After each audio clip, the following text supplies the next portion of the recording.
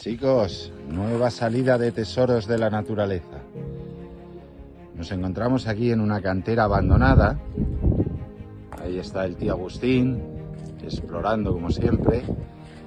Y hemos encontrado aquí una pared que tiene epidota. Y hemos conseguido sacar esta pieza que tiene dos cristales verdes. Ya veremos lo que es. Bueno, ahí tenemos una buena zona de epidota, pero está muy alto.